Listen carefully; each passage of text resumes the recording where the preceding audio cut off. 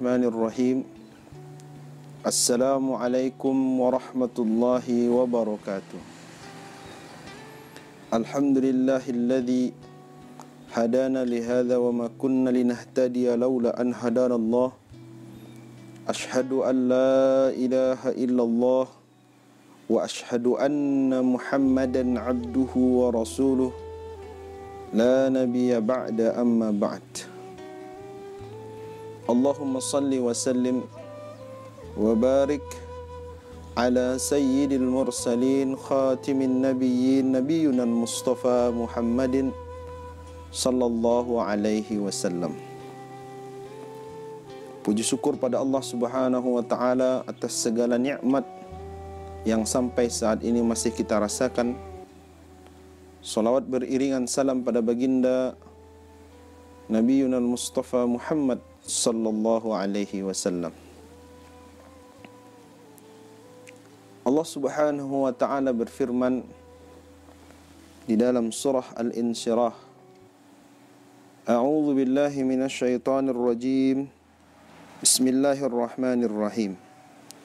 Alam nashrah laka sadrak.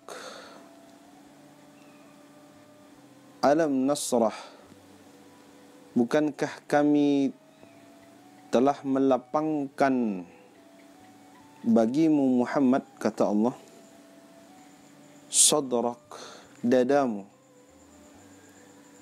Kaum muslimin yang Allah muliakan,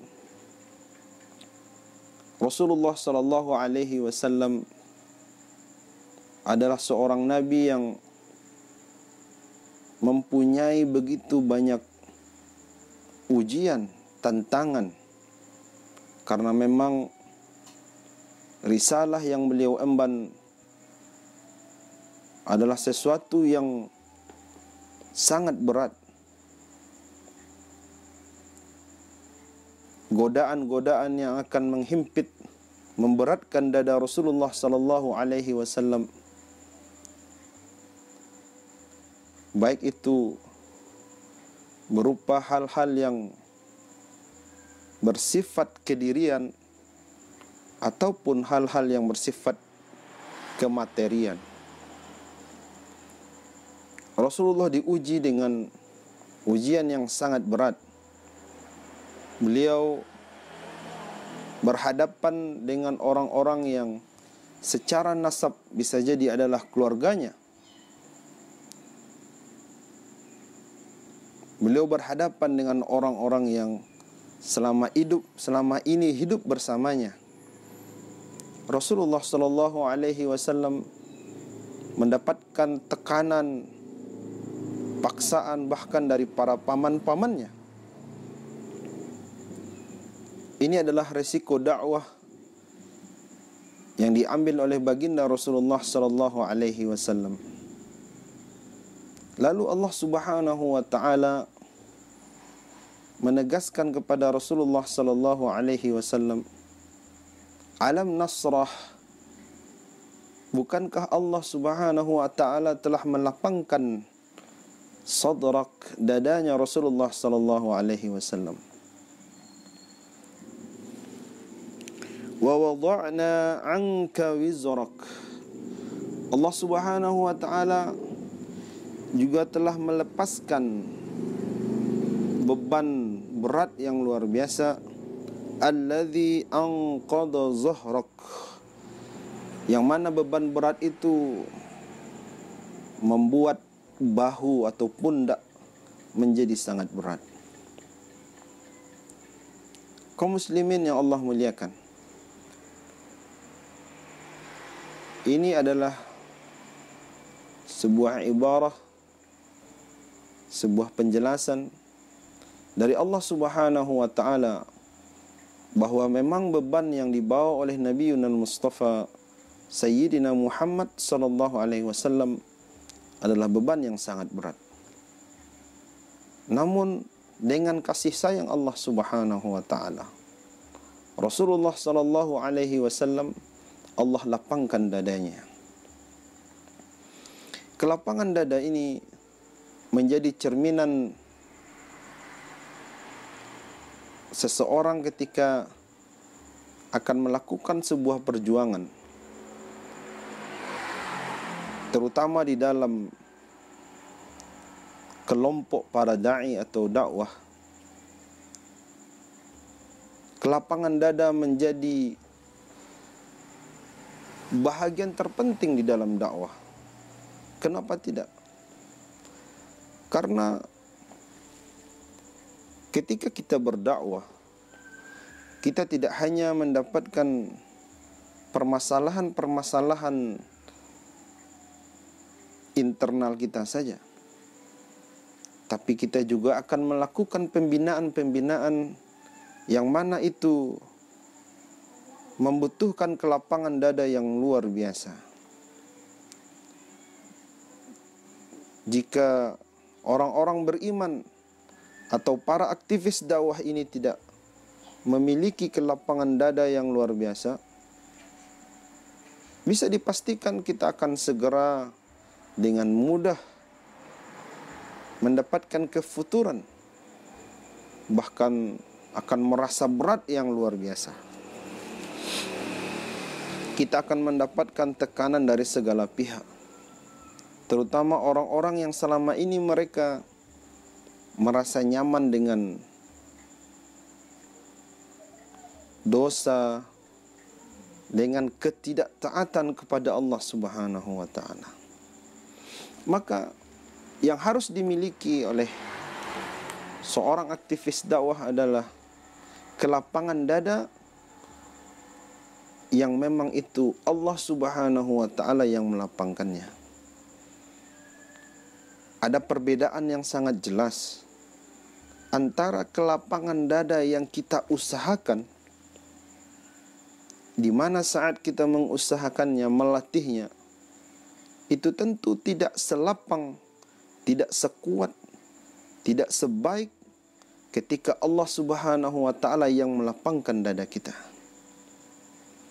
Bisa jadi sesuatu yang kita paksakan melapangkan dada, atau kita mencoba dalam tanda kutip bersabar misalnya dalam menghadapi godaan dan tantangan, tapi tidak akan sekuat, tidak akan sekukuh kesabaran di mana Allah Subhanahu wa taala yang mengukuhkan, melapangkan dada kita. Ini poin pertama yang harus dimiliki seorang aktivis dakwah. Dia harus memiliki kemampuan kelapangan dada di dalam perjalanan menghadapi tantangan-tantangan dakwah ini. Dan ketika seorang aktivis itu mampu menghadapi, ketika Allah betul-betul memberikan kepadanya kelapangan dada, maka sekaligus seperti yang digambarkan Allah kepada Rasulullah, wa rafa'na laka dzikrak. Allah Subhanahu wa taala juga mengangkat apa yang diangkat, namanya Rasulullah sallallahu alaihi wasallam. Beliau selalu disebut-sebut, bahkan bukan hanya oleh kaum muslimin, oleh orang-orang sejarah yang melihat dengan objektif, mengakui bagaimana pengaruhnya baginda Rasulullah sallallahu alaihi wasallam. Ini bentuk pengakuan, dan pengakuan ini juga adalah bahagian dari warafa'na, Allah mengangkat derajat baginda Sayyidina Muhammad sallallahu alaihi wasallam. Ini adalah sesuatu yang diberikan oleh Allah Subhanahu wa taala. Orang-orang yang sabar dalam menghadapi tantangan dakwah, maka dia akan mendapatkan nama yang harum, nama yang mulia, pengagungan yang luar biasa. Ini adalah bahagian dari hasil yang akan diraih, yang akan dipetik oleh aktivis dakwah yang mampu konsisten sehingga Allah memberikan kelapangan dada kepadanya. Maka ini introspeksi bagi kita. sejauh mana kita mampu mengetuk pintu langit, meminta kepada Allah Subhanahu wa taala agar Allah berikan kelapangan dada bagi kita. Bukankah salah satu dari kelapangan dada itu tergambar dalam bentuk tatma'innul qulub, ketenangan hati? Bagaimana mungkin kita bisa berfikir jernih, bersikap bijak kalau kita tidak memiliki tatma'innul qulub, ketenangan hati? Biasanya sikap yang akan diambil oleh orang-orang yang hatinya gelisah, hatinya tidak tenang, adalah sikap yang tergesa-gesa, sikap yang arogansi, sikap yang penuh dengan keangkuhan. Maka oleh karena itu, ini sangat penting. Apa yang bisa membuat Allah Subhanahu wa taala untuk melapangkan dada kita? Ini tentu menjadi pertanyaan bagi kita. Apa sikap yang bagaimana yang menyebabkan Rasulullah sallallahu alaihi wasallam mendapatkan nasrah, kelapangan dada dari Allah Subhanahu wa taala? Ini tentu harus kita dalami, karena tantangan dan ujian-ujian dakwah yang akan kita hadapi dalam fase-fase ke depan tentu tidak begitu jauh. Mungkin berbeda suasana, tetapi gambaran bagaimana tantangan dakwah ini hampir-hampir mirip dengan kondisi baginda Rasulullah sallallahu alaihi wasallam. Pada ayat selanjutnya Allah Subhanahu wa taala berfirman, "Fa inna ma'al usri yusra. Inna ma'al usri yusra. Fa idza faraghta fansab wa ila rabbika farghab." Allah memberikan kemudahan bagi orang-orang yang beriman. Dari setiap masalah yang mereka hadapi akan ada dua solusi yang berbeda. Jadi dari satu masalah kita akan diberikan oleh Allah Subhanahu wa taala dua solusi, dan solusinya berbeda-beda. Tinggal pilih mau ambil solusi yang mana. Orang yang mendapatkan ini tentu adalah orang yang memenuhi syarat dari Allah Subhanahu wa taala. Apa itu? Fa idza faraghta fansab wa ila rabbika farghab. Mereka yang dalam aktivitas dakwahnya fa idza faraghta, dari satu aktivitas, apabila telah selesai satu aktivitas ini, mereka berpindah kepada aktivitas yang lain.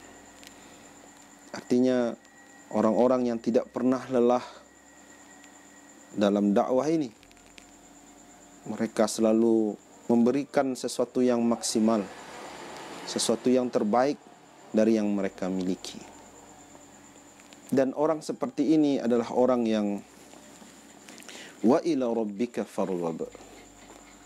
Hari-hari mereka, aktivitas mereka, kesibukan mereka adalah untuk mengharapkan, untuk mendapatkan keridhaan Allah Subhanahu wa taala. Mereka lah orang-orang yang selalu berharap kepada Allah Subhanahu wa taala. Dan Rasulullah sallallahu alaihi wasallam adalah orang yang paling menggantungkan harapan kepada Allah Subhanahu wa taala. Kaum muslimin yang Allah muliakan, sejauh mana kita menggantungkan harapan kepada Allah, ini sangat ditentukan dengan sejauh mana pengetahuan, ma'rifah kita terhadap Allah Subhanahu wa taala.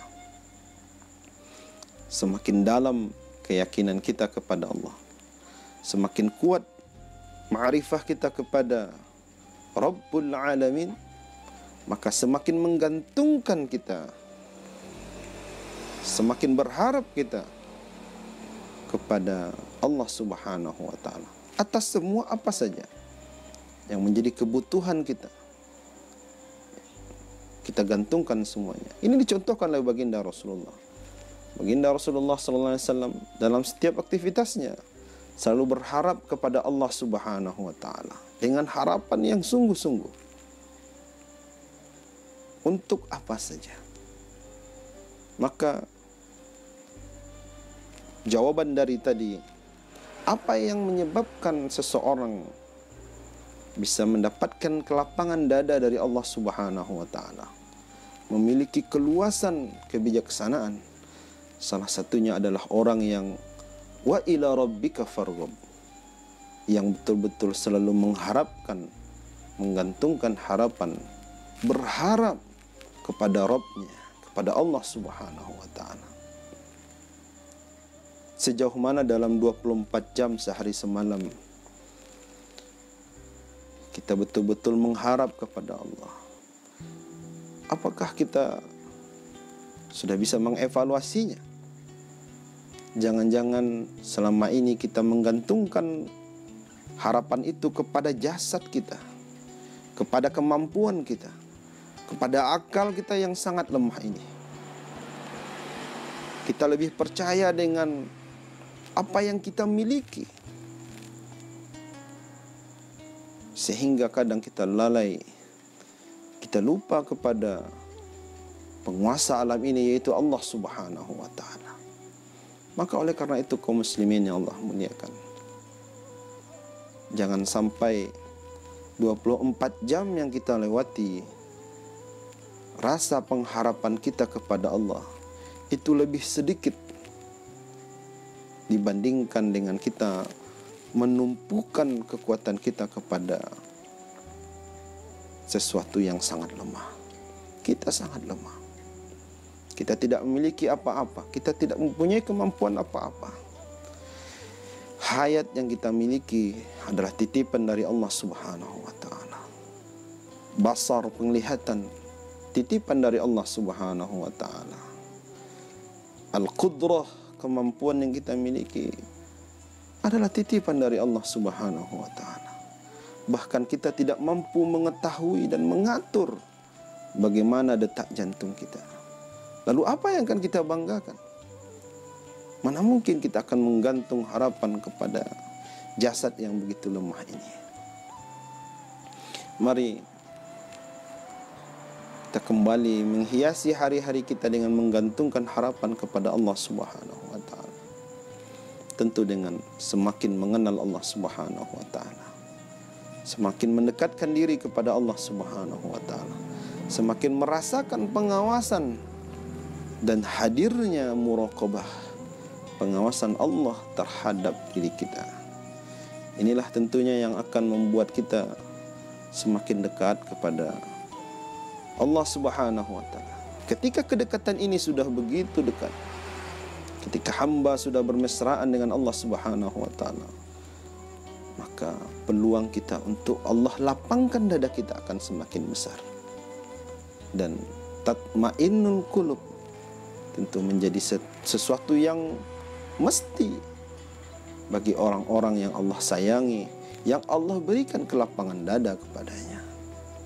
Mudah-mudahan kita adalah orang yang berjalan untuk mendekat kepada Allah Subhanahu wa ta'ala dengan harapan Allah menyayangi kita. Kita mendapatkan kasih sayang Allah Subhanahu wa ta'ala. Kita mendapatkan keridhaan dari Allah Subhanahu wa ta'ala. Dan dengan itulah modal kita mengarungi kehidupan dunia ini, sehingga kita bisa mendapatkan surganya Allah, Firdausil A'la. Mudah-mudahan bermanfaat. Astaghfirullah li wa lakum. Assalamualaikum warahmatullahi wabarakatuh.